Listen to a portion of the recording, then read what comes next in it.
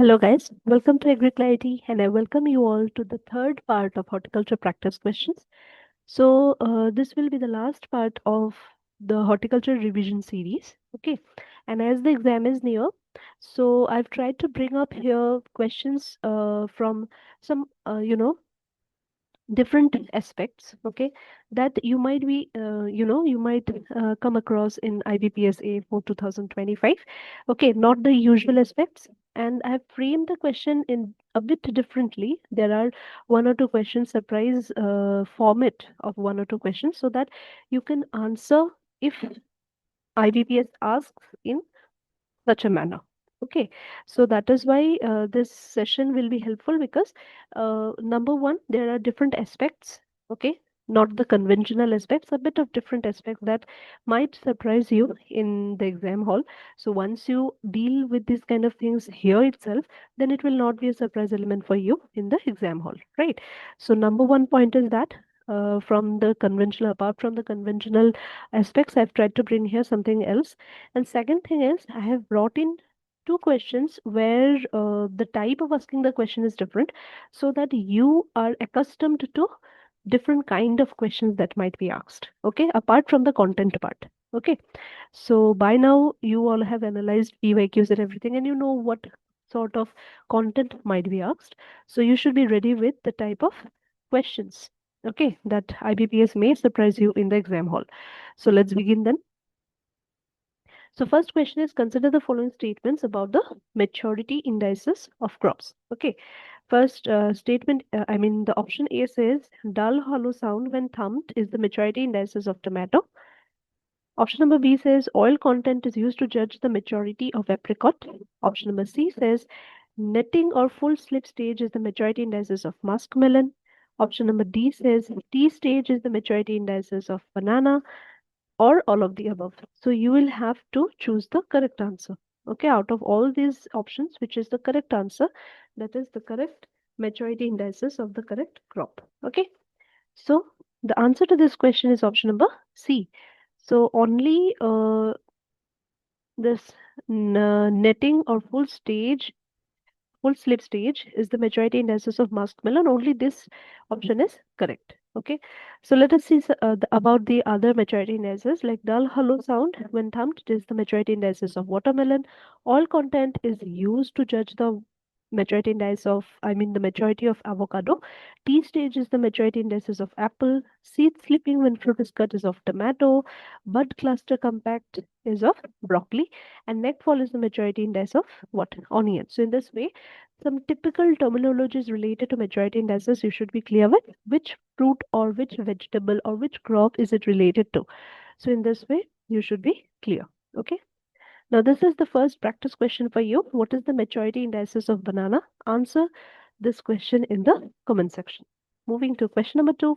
So what you will see regarding question number 2 is that consider the following statements about the post-harvest technology of horticultural crops. So statement A says low oxygen, high carbon dioxide conditions are maintained in controlled atmospheric storage. Option number B says most commonly used oxygen absorber in MAS is potassium permanganate. Option number C says apple fruits are stored at temperatures below 0 degrees centigrade. And option number D says apple fruits can be stored for 4 to 8 months at such low temperatures. And option number E says all of the above. So which of these is the incorrect one? Okay, you'll have to say the incorrect one. So answer for this question is option number B. Why? Because it is given here regarding what? Oxygen absorber, but oxygen absorber is not potassium permanganate. Okay, let's discuss about this. So first is a controlled atmospheric storage. It was first suggested by W.R. Phillips of Canada, and the conditions that are maintained in controlled atmospheric storage is what? Low oxygen and high carbon dioxide. Example of crops stored are tomato and mango. Then if you see modified atmospheric storage, the relative humidity of 90 to 95% is maintained there. And the most commonly used oxygen absorbers in modified atmospheric storages, hydrated lime, activated charcoal, and magnesium oxide. Commonly used ethylene absorbers. So what are the ethylene absorbers? Potassium permanganate. Okay. Vermiculite, silica gel, and alumina pellets. So I hope now you will never be confused between the oxygen absorbers and the ethylene absorbers. So please see these word by word. Okay, all the options you should see in the exam word by word. Read 2 to 3 times the options. Okay, as well as the question.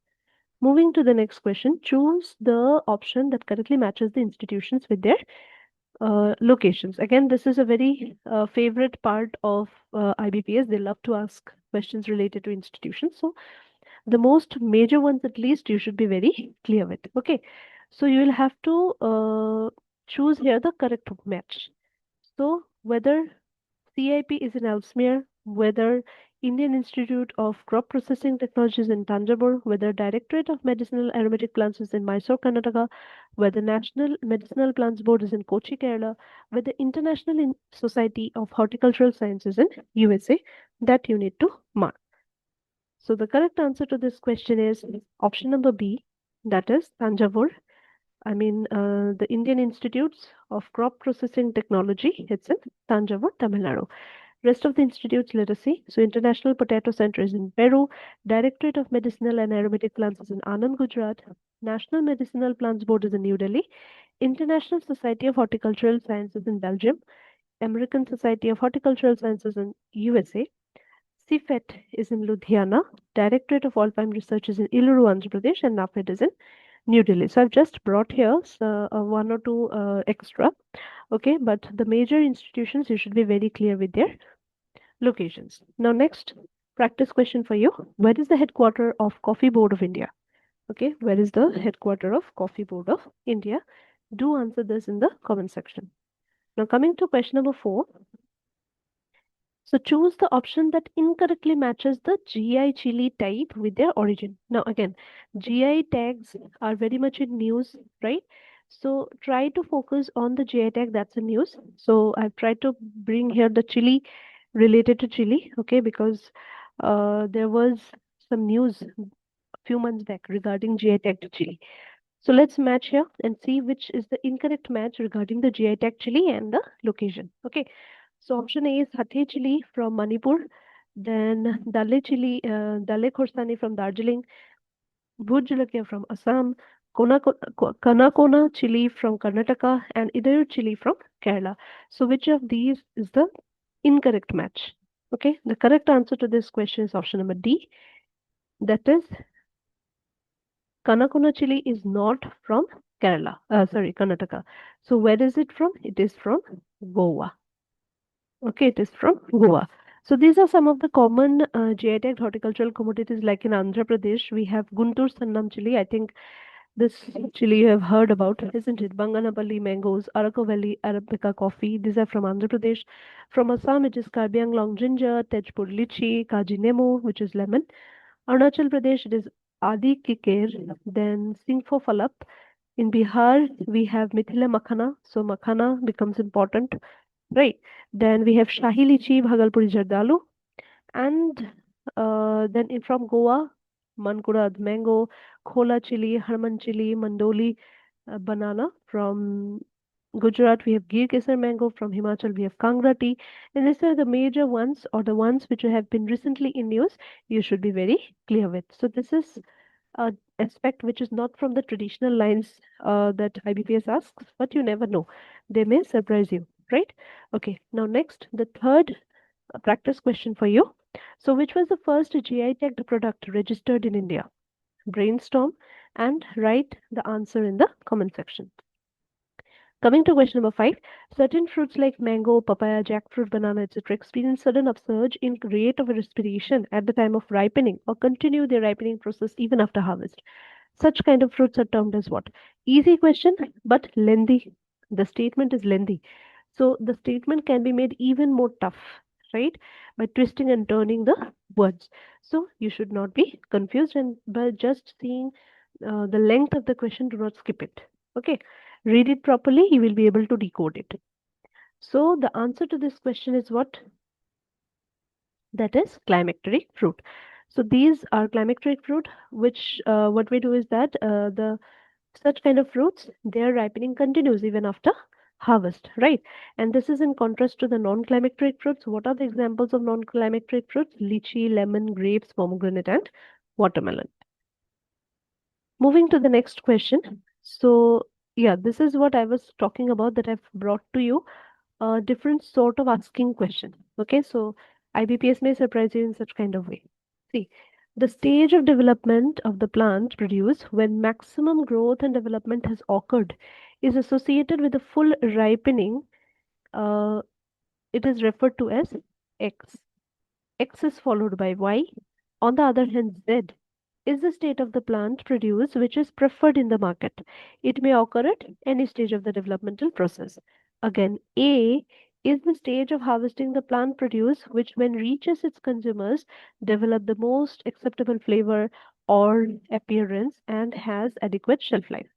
So, which hormone is the most active at Y stage of development? So, it's all coded, and then they've asked which hormone is most active at Y stage.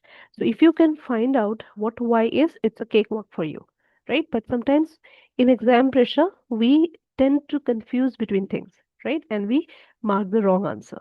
So, it's not like in exams like IBPS, it's not like we do not know the answer. Either we do not have time to cover, or second is because of exam stress and pressure, we tend to mark wrong answers, right? So therefore, neither of this should happen to you. Therefore, we're trying to practice this here itself so that you are prepared if such kind of questions are asked in IBPS, right? Keep your cool and try to answer. So, the answer to this question is ABA. Okay, ABA. That is abscisic acid. Some of you might think it is ethylene, but why is it not ethylene? We'll see. So you see the X part is what it is? Physiological maturity. It's talking about physiological maturity because you see the stage of development when maximum growth and development has occurred and it is associated with full ripening. So it is what it is? Physiological maturity. So X is physiological maturity. Now what happens after physiological maturity? Is it ripening or is it senescence? If you think it is ripening, then you will mark the answer as ethylene instead of ABA, isn't it? So that's where you will go wrong. But no, after physiological maturity, it is the senescence and not ripening. So with senescence, ABA will come as the answer. Okay, so that's where you have to concentrate. Now then next, if you see, dash is the state of the plant produce which is preferred in the market. So this is what? This is commercial maturity. This is commercial maturity because it is said that it may occur at any stage of the development process and it is preferred in the market. So this is known as commercial maturity. Okay.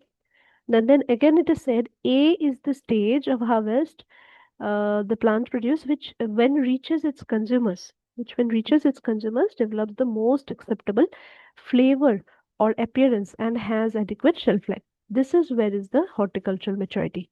Okay, number one point to note in here is consumer should come. Whenever we talk about horticultural maturity, consumer word should come. Second thing is that shelf life is mentioned. So therefore, these two keywords will mark towards what? Horticultural maturity. Okay. So now you can easily answer the hormone most active at senescence is abscisic acid. So it is very easy question. Okay. The question is nothing. These are most basic things that any agricultural graduate would know. But the type of asking sometimes may confuse us during the exam pressure. So that is where you need to focus on. Okay. Now the last practice question for you is which hormone is mostly associated with the ripening of fruits? So this is a cakewalk, isn't it? But still then answer the question in the comment section. So that's all for today. I hope these revision sessions are helping you a lot because it's not just about the content, it's also about asking the question, IBPS framing the questions. Okay. So I hope you do well in the exam. I hope our efforts bring fruits through your results. So that's all for today. Thank you.